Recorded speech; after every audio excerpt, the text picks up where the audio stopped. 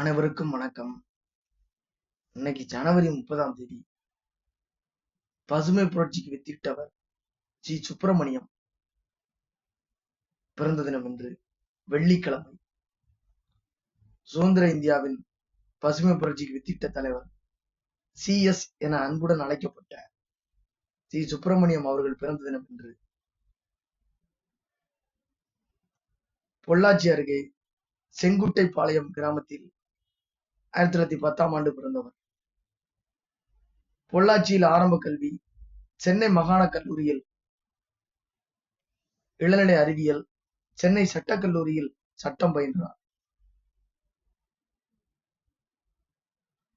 காந்திய கொள்கைகளில் ஈடுபாடு கொண்டவர். 1936இல் கோவை மாவட்ட காங்கிரஸ் தலைவராக அரசியல் வாழ்க்கையை தொடங்கினார். வெள்ளையனே வெளியேறு இயக்கத்தில் கலந்து கொண்டு சிறை சென்றார்.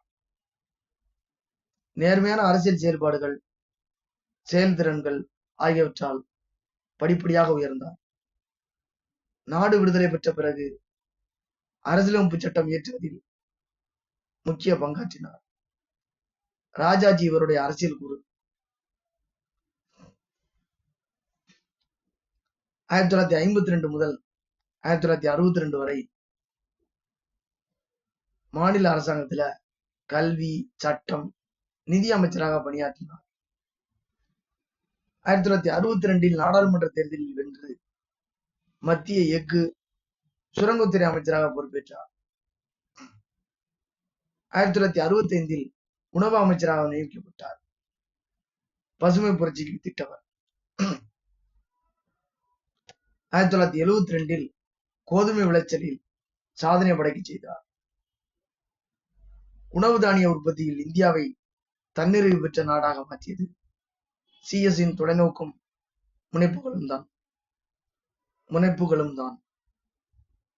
CS-ஓட ஜி சுப்பிரமணியத்தோட தொலைநோக்கு பார்வையும் முனைப்புகள், இனிஷியேட்டிவ்ஸ்.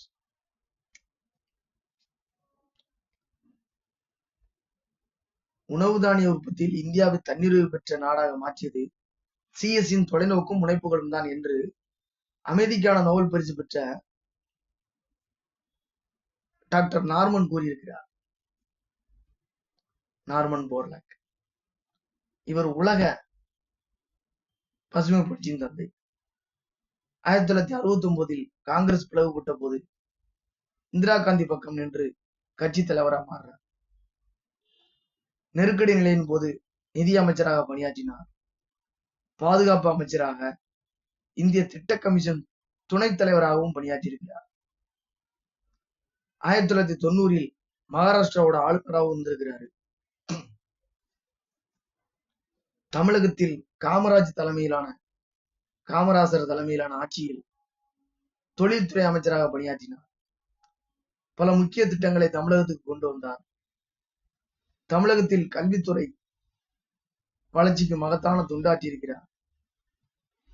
மேற்கு தொடர்ச்சி மலைகளில் உற்பத்தியாகும் நதிகளின் நீரை தமிழகத்துக்கு திருப்பிவிடும் பரம்பிக்குளம் ஆழியாறு திட்டம் இவரது முயற்சியால் கேரளம், தமிழகம் இடையே சுமூகமாக நிறைவேறியது.